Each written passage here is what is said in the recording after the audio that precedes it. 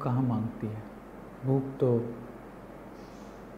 हर 4 घंटे के बाद जाग जाती है। प्रणाम। सुबह से तैयारी कर रहा था शूट करने की कि आऊँ और कुछ यूं ही कह के जाऊँ आपके समक्ष। 1 हफ्ते से ना होमू बीमार है। पता नहीं क्यों ऐसा लगता है कि मैं बीमार हो गया हूँ। ठीक है, सब कुछ अच्छा चल रहा है, वो ठीक भी हो जाती है, फिर उसका फीवर अप एंड डाउन हो रहा है, डॉक्टर से ट्रीटमेंट चल रही है, कोई नहीं ऐसी बात नहीं, ऐसी वायरल फीवर है। फिर भी उसके बीमार होते ही ना ऐसे लगता है मैं ऊर्जा विहीन हो गया।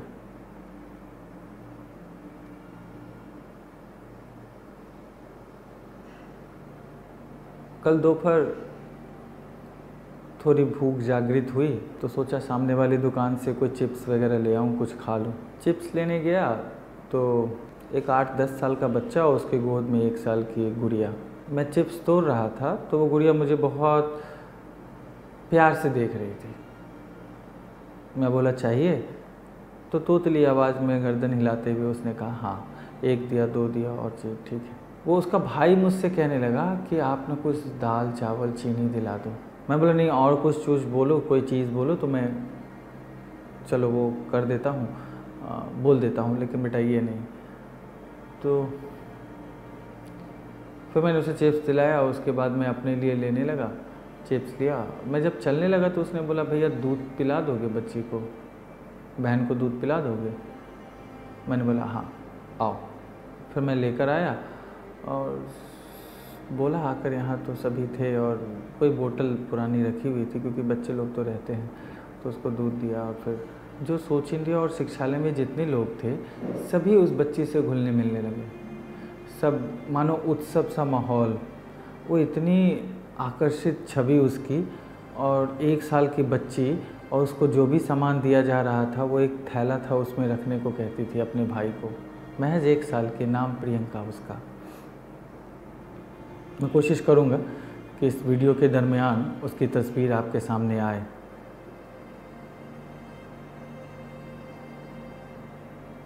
मैंने उसके भाई से पूछा पढ़ाई करते हो, तो बोला नहीं। बोले ऐसे क्यों इसको लेके निकलते हो मांगने के लिए। मतलब कोविड ने कितनी दूर तक मारा है लोगों को ना, हम देख नहीं पा रहे हैं। ढोल बजाने वाले का परिवार है वो। ढोल ही एकमात्र उनके रोज़गार का जरिया और वही हुनर था, वो छिन गया। शादियाँ हो नहीं रही, कोई त्यौहार, कोई उत्सव हो नहीं रहा।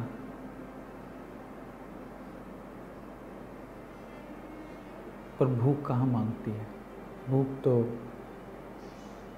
हर 4 घंटे के बाद जाग जाती है।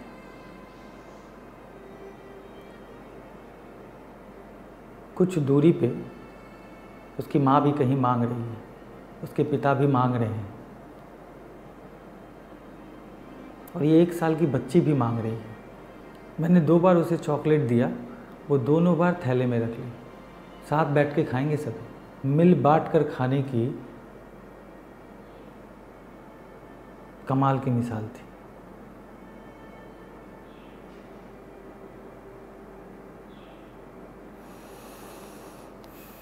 फिर ख्याल आया ऐसी प्रियंकाएं तो न जाने कितनी भटक रही हैं।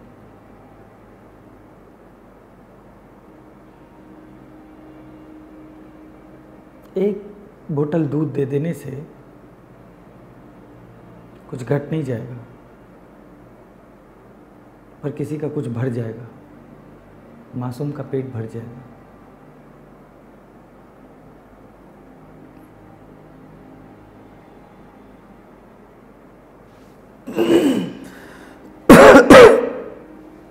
तभी ख्याल आ गया था कि ये बात मैं आपके संग साझा करूंगा।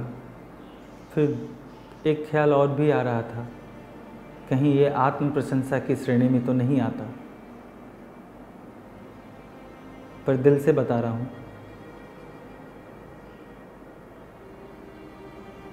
आपके समक्ष दर्द रखना चाह रहा था ताकि आपका मर्म जिंदा रहे।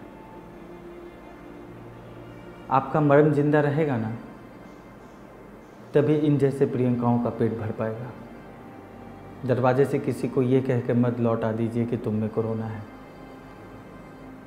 या कोरोना का हालात है, हम खुद लाचार हैं। जो हो सके ना मिलके बांट लेंगे।